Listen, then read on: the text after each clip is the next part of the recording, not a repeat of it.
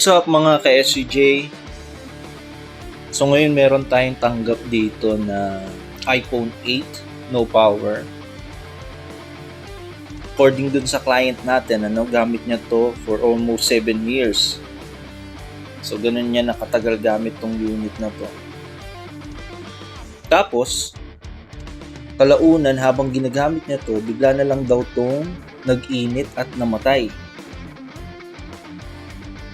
Sabi sa akin ng kliyente ko, wala pa raw tong history ng repair simula nung nabili niya to ng bago.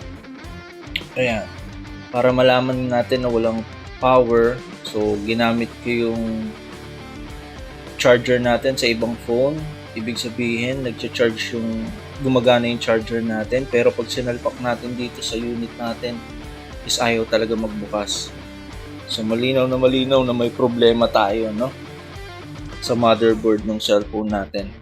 So para ma-troubleshoot natin na maayos yung unit, kailangan natin siyang buksan. Para makita natin kung ano yung dahilan kung bakit hindi siya nagbubukas.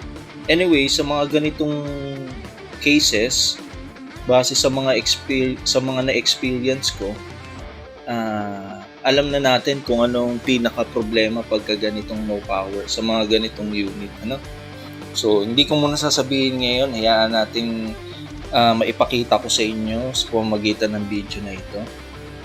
So, ayun, raise natin. Ang secondary supply natin is hindi shorted, Malinaw na malinaw.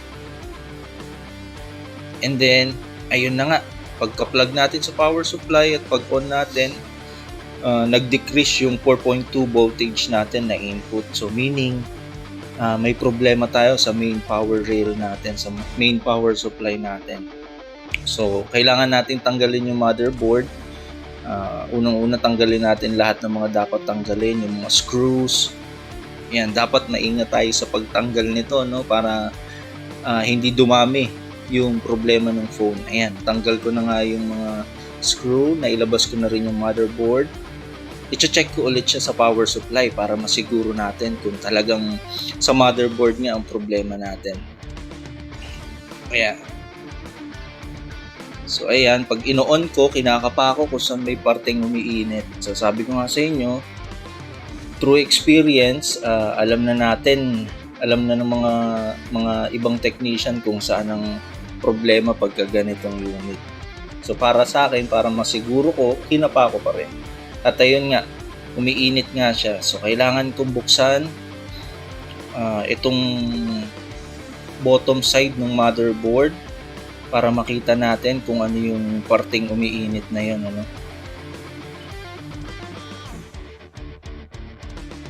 So, ayun. Sa mga gustong magpagawa sa atin, contact lamang kayo sa ating number. Yan, naka-flash dyan sa screen natin, or pwede rin kayo mag-send sa amin ng email. Pwede tayo kahit saan man kayo dito sa Pilipinas. May international din tayo. So, wag lang po kayo mahiyang magtanong at mag-message sa atin pong contact details dyan sa taas. Ayun nga, nabuksan ko na yung bottom part ng motherboard. Ayun. So makikita natin walang senyales ng corrosion, water corrosion or water contact sa motherboard, walang mga kakaibang capacitor. So ito na nga, i-check na nga natin kung tama ba yung hinala natin, kung ito nga talaga ba yung problema. So ayan, so kung makikita nyo guys, ito tinutok natin dyan. Okay, so chinek ko yung main power line natin. Ayan, makikita natin dyan na shorted nga yung ating main power line. So dahil dyan, chinecheck ko, ayan, kita natin umiinit yung IC na yan. So yung IC na yan guys, ang tawag dyan is power amplifier. So sa ganitong model, sa iPhone 8, iPhone 7 or iPhone 8 Plus, yan yung 2G power amplifier. Yan ang kadalasan nasisira katagalan ng paggamit ng unit base sa na-experience namin. So yan, tatanggalin ko siya. And then, i-check ko ulit yung main power line natin kung nawala ba yung shorted or nandun pa rin. Ayan, natanggal ko na siya. And then, check ulit. Yun. Meron na tayo ulit na reading, no? So, kanina, parehong connected to ground. So, ngayon, meron na tayong diode reading na 200. So, mababa ang reading yan, guys, kasi mainit pa yung motherboard. So, yan. Kuha tayo ng pamalit. Kumuha rin ako ng pamalit na power amplifier dito sa ating donor board. Ayan, para makita natin. Ayan, natanggal ko na. Okay. So, itong kinuha ko na to, ito yung ikakabit natin ngayon. Ayan. So, kung makikita nyo, itong nasa baba, yan yung nakakabit dito sa motherboard natin. So, yan yung shorted. So, ito yung bagong kuha ko. Ayan. Lalagyan ko lang ng bahagyang solder, tas i-install na natin. Pagka-install, yan, kailangan sakto lang, marahan din para iwas sira sa mga nakapaligid na components. Ayan, so nung nakabit ko na yung donor IC natin, no, wala na tayong shorted. So bumalik na sa normal yung reading natin. Ayan, lilinisin ko muna yung motherboard para mas maganda. Ayan, kasi may mga natirang mga dyan, solder plugs, no? So, test ulit natin. And then, ayan, kita nyo na. Hindi na nag-decrease yung ating input voltage na 4.2. So, meaning, nawala na yung shorted natin. Ulitin pa natin. Power on, okay. Alright. Ayan. So, clear na nga, nawala na yung shorted. And then, testing na natin ngayon. Tabitan na natin ang LCD para malaman natin kung magbubukas ba siya o hindi. So, ayan, ini-install ko LCD and then power on. And then, boom! Apple logo, guys. So, ibig sabihin, successful yung repair natin sa ganitong unit na. Ayan, so, touch function, okay naman. So, dahil fresh yung motherboard ni ma'am, no, wala na tayo ibang iisipin yan kung ano pa ibang problema. So, ibig sabihin 100% successful yung gawa natin. Ayan. So, ayun nga, sa mga gustong magpagawa, guys, ulitin ko, message lang po kayo sa details dyan sa taas ng screen natin or send emails. Kung malayo kayo or kung nasa ibang bansa kayo na panood nyo itong video na to, huwag po kayo mahiya magtanong Nang sa ganun, isa si SCJ para makatulong sa inyo. Ayan, so lalagyan ko ng pandikit yung tinanggal nating cover dito kanina. So, medyo nalagyan ko ng pandikit yung mga components. Aalisin ko yan kasi para maiwasan natin yung problema. And then, balik natin yung thermal tape na tinanggal natin para pristine condition yung motherboard natin, no? So, yan. And then, assemble. Okay, so, assemblein natin. Balik natin yung motherboard. Lahat ng mga tinanggal natin kanina. Screws.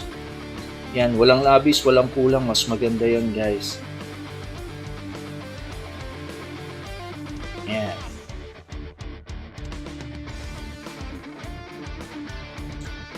Sa pagkakabit naman o pagbabalik ng mga screw, kailangan alam natin kung saan natin tinanggal yung mga screw na yun, no? Kasi sa ganitong model, lalong-lalo na sa iPhone, iba-iba ang sukat ng screw niyan. Kaya doon tayo mag-iingat, guys, no? Okay. Yan, kabit na natin yung LCD. Alright. And then, testing natin ulit. Saksak natin sa charger.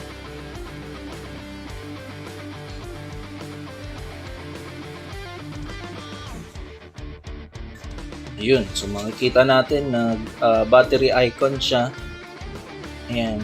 So napansin ko na guys, ilang oras na rin naka-charge pero battery icon pa rin siya. Palitan na rin natin ng battery kasi yung original battery na nakakabit sa kanya medyo hindi na maganda yung itsura. Hindi na rin nagcha-charge. So para iwas iwas problema tayo sa client natin, palitan na rin natin yan ng bago. So ito yung bagong battery na ikakabit natin. Ayan.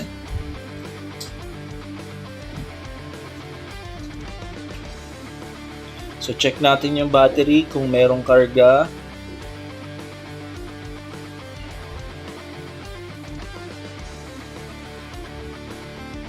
Okay, 3.9. So meaning may karga yan. Malamang mga 40% or 50% ang karga na itong baterya natin. So yun, ayusin natin, then install na natin yung battery, para ma-check na natin kung magbubukas na ng tuluyan yung unit. And then para ma-release na natin sa ating kliyente, magamit niya na muli ang kanyang iPhone 8. So ayun, hindi nga maiwan-iwan ni ma'am tong iPhone 8 niya na to kasi may importante siyang mga features dito sa cellphone niya na to, no? Kaya nais niya na magawa ulit to, ma-restore yung full function ng unit niya dahil itong unit na to may sentimental value kay client. So nakakatuwa dahil tayo yung napili ni ma'am para ayusin yung phone niya, kaya ibibigay natin yung best natin, no, para ma-satisfy natin yung client natin. So ayan, nakabit na natin yung bagong battery. Install natin yung LCD, and then check natin na maigi kung naka-connect lahat ng connector, especially sa LCD connector. Ayan, kailangan siguradong nakakabit ng maigi yung mga connector na yan para hindi tayo magkaroon ng problema. Power on. Okay, nagbukas na siya.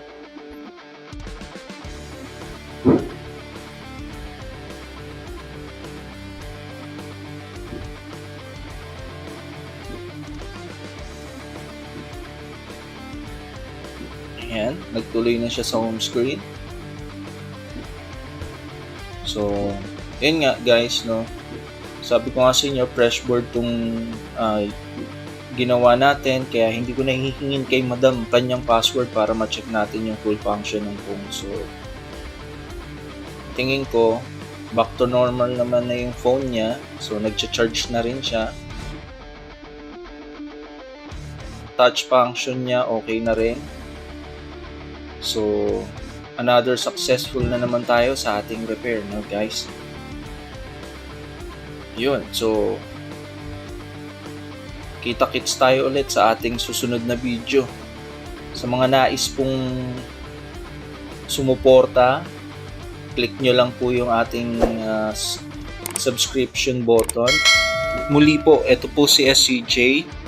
Be our guest and be the one to be the next saver. Bye-bye!